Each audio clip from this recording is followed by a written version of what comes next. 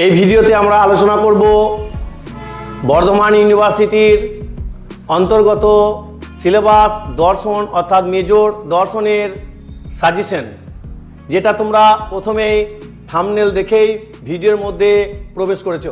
আমাদের এই সাজেশনের প্রশ্ন কি থাকছে সেগুলো জানার পূর্বে আমাদের জানা দরকার কিভাবে প্রশ্নের উত্তর দিলে ফুল মার্কস পাওয়া যায়। একটা কথা আমি বলে রাখি তোমাদের, তোমরা যেহেতু একদম নতুন তাই তোমাদের এই বিষয়টা অবশ্যই জানা দরকার। যেমন আমাদের সিলেবাস টোটাল 4টে মডিউলে ভাগ আছে, অর্থাৎ এককে ভাগ আছে। একক 1, একক 2, একক 3 এবং একক 4। অর্থাৎ একক 1 এবং মডিউল 1 থেকে তোমাকে একটা 5 নম্বরের প্রশ্ন অবশ্যই লিখতে হবে। মডিউল 2 থেকে অবশ্যই একটা 5 নম্বরের প্রশ্ন লিখতে হবে। মডিউল 3 থেকেও অবশ্যই একটা 5 নম্বরের নোট লিখতে হবে। এইভাবে মডিউল 4এও কিন্তু তোমাকে একটা 5 নম্বরের নোট কিন্তু লিখতে হবে। যেমন 2 নম্বরের করতে হবে 10টা, তুমি যা খুশি করো, কোনো অসুবিধা নেই। 10 নম্বরের যে কোনো 4টে প্রশ্ন থাকবে, তোমাকে যে কোনো 2টো উত্তর দিতে হবে, কোনো অসুবিধা নেই। কিন্তু 5 নম্বরের ক্ষেত্রে একটু অসুবিধা আছে। 5 নম্বরের ক্ষেত্রে একটা জিনিস তোমাকে অবশ্যই লক্ষ্য রাখতে হবে, যেন কোনোভাবেই মডিউল 1 থেকে যেন 2টো প্রশ্ন না লেখা হয়। কোন প্রশ্নের কিন্তু থাকতে পারে। অর্থাৎ তোমার মডিউল 1-এ আছে দেখা গেল ভারতীয় দর্শনের স্বরূপ, চারবাক এবং বৌদ্ধ। তাহলে সেই ক্ষেত্রে দেখা গেল যে 5 নম্বরের নোটের ক্ষেত্রে দেখা গেল 2টো নোট চলে এসছে, যে চারবাকদের দেহাত্মবাদ আলোচনা করো, আবার দিয়েছে প্রত্যক্ষই একমাত্র প্রমাণ চারবাকদের আলোচনা করো। তুমি কি করলে পরপর 2টো লিখে দিলে, তাহলে তোমার মডিউল 1 থেকে কিন্তু 2টো হয়ে গেল। কিন্তু এরকম করবে না। অর্থাৎ পরীক্ষক অর্থাৎ যিনি খাতা দেখবেন তিনি একটি মাত্র প্রশ্ন দেখবেন, প্রথমে দেহাত্মবাদ দেখবেন, প্রত্যক্ষ একমাত্র প্রমাণটা কেটে দেবেন। তাই এই জায়গাটা আমরা সবসময় লক্ষ্য রাখবো, যেন সমস্ত মডিউল অর্থাৎ প্রত্যেক একক থেকে যেন অন্তত পক্ষে একটা করে নোট আমরা লিখতে পারি প্রত্যেকটি ভাগের। আমাদের 3টে ভাগ থাকবে, A B C, অর্থাৎ 1-এর দাগের, 2-এর দাগের, 3-এর দাগের, 2 নম্বর, 5 নম্বর, 10 নম্বর। 10 নম্বরে যে কোনো 2টো অবশ্যই আমরা একটা মডিউল 1, মডিউল 2, মডিউল 3, মডিউল 4 এইভাবে যেন ভাগ করে যে কোনো একটা থেকে লিখতে পারি। অর্থাৎ মডিউল 1-এ যেন 2টো না হয়, মডিউল 2-এরই যেন 2টো না হয়। তাহলে আমরা জেনে নেব আজকে আমাদের এই 2026-এর ফিলোসফি মেজরের সাজেশন স্বরূপ কি সেই গুরুত্বপূর্ণ প্রশ্নগুলো রয়েছে, যেটি তোমার ফাইনাল পরীক্ষায় আসার সম্ভাবনা অনেক বেশি থাকছে।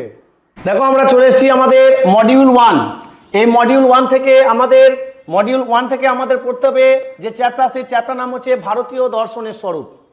এই ভারতীয় দর্শনের স্বরূপ থেকে আমাদেরকে টোটাল বহু প্রশ্ন পড়তে হলেও আমাদের সাজেশন স্বরূপ কিন্তু থাকছে 3টে। কি? 1 নম্বর ভারতীয় দর্শনের স্বরূপ আলোচনা করো, ঋত কি, ঋতের ধারণা ব্যাখ্যা করো, আর একটা থাকছে ঋণ কি, তা বিভিন্ন প্রকার ঋণ আলোচনা করো। আমি শিওর বলছি যে এই 3টে প্রশ্নের মধ্যে যে কোনো একটা প্রশ্ন হয় মান 5-এ, নাই মান 10-এ, অথবা মান 2-এ আসবেই। অর্থাৎ মডিউল 1 থেকে আমাদের এই 3টে প্রশ্ন করলেই হবে। এরপর থাকছে আমাদের মডিউল 2। মডিউল 2-এতে কি চ্যাপ্টার থাকছে? চারবাক দর্শন, জৈন দর্শন, আর কি থাকছে? বৌদ্ধ দর্শন। এই 3টে দর্শন আমাদের মডিউল 2-এর মধ্যে কিন্তু রাখা হয়েছে, অর্থাৎ ইউনিভার্সিটি আমাদের সিলেবাসে রেখেছে। কি থাকছে চারবাক দর্শনে? প্রথমে 1 নম্বর প্রশ্ন, প্রত্যক্ষই একমাত্র প্রমাণ, এই উক্তিটি বিস্তারিত আলোচনা করো, মান 5। 2 নম্বর চারবাকদের যদিচ্ছবাদ আলোচনা করো, মান 5। চারবাকদের দেহাত্মবাদ আলোচনা করো, মান 10। এই 3টে প্রশ্ন অবশ্যই পড়ে রাখবে। এই 3টে প্রশ্ন পরীক্ষায় 2টো আসতে পারে, অথবা যে কোনো একটা কিন্তু পরীক্ষায় আসবেই। জৈন থেকে পড়তে হচ্ছে আমাদের জৈনদের অনেকান্তবাদ আলোচনা করো, ভেরি ভেরি ইম্পর্টেন্ট। তারপরে থাকছে নয়বাদ কি, বিভিন্ন প্রকার নয়বাদ আলোচনা করো, জৈনদের আত্মার পরিচয় দাও, এটাই কিন্তু ভিভিআই, অর্থাৎ জৈন দর্শন থেকে এটাও কিন্তু ভিভিআই থাকছে। তারপর থাকছে বৌদ্ধ দর্শন। বৌদ্ধ দর্শন থেকে থাকছে অষ্টাঙ্গিক মার্গ, এর উপর একটি টিকা রাখো, এটা 5-এ রেখেছি আমি, ঠিক আছে। আপনার টিকা রাখো নির্বাণ, এটা বানানটা হচ্ছে নির্বাণ, দন্তে নয় আসি বয়াকার মতো নয় রে, নির্বাণ। এরপরে থাকছে বৌদ্ধ মতে ক্ষণিক, স্পেলিংটা ভুল আছে, বৌদ্ধ মতে ক্ষণিকবাদ আলোচনা করো, বৌদ্ধ মতে ক্ষণিকবাদ আলোচনা করো, মান 10। আমি আবার রিপিট করে দিচ্ছি, মডিউল 1 থেকে থাকছে ভারতীয় দর্শনের স্বরূপ আলোচনা করো, 2 নম্বর ঋত কি, ঋতের ধারণা ব্যাখ্যা করো, 3 নম্বর ঋণ কি, বিভিন্ন প্রকার ঋণ আলোচনা করো। চারবাক দর্শন থেকে থাকছে প্রত্যক্ষ একমাত্র প্রমাণ, উক্তিটি বিস্তারিত আলোচনা করো। 2 নম্বর থাকছে চারবাকদের যদিচ্ছবাদ আলোচনা করো, 3 নম্বর থাকছে চারবাকদের দেহাত্মবাদ আলোচনা করো।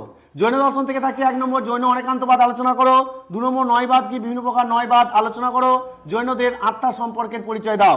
বৌদ্ধ দর্শন থেকে থাকছে অষ্টাঙ্গিক মার্গের উপর টিকা লেখো, আর লেখো নির্বাণ কি, আর বৌদ্ধ মতে ক্ষণিকবাদ আলোচনা করো।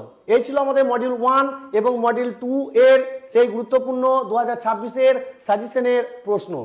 যদি তোমাদের এই প্রশ্নের উত্তরগুলি প্রয়োজন হয়, অর্থাৎ যদি মনে হয় এই প্রশ্নের উত্তরগুলো আমার লাগবে, তাহলে অবশ্যই এই যে স্ক্রিনে যে ফোন নাম্বার দেখছো, হোয়াটসঅ্যাপ নাম্বার, এই হোয়াটসঅ্যাপ নাম্বারে যোগাযোগ করে তোমরা এই সাজেশনের সমস্ত উত্তরগুলো তোমরা কালেক্ট করতে পারবে শর্ট প্রশ্ন সহ। হ্যাঁ, বলা বাহুল্য এক্ষেত্রে সামান্য পরিমাণ পারিশ্রমিক তোমাকে কিন্তু দিতে হতে পারে।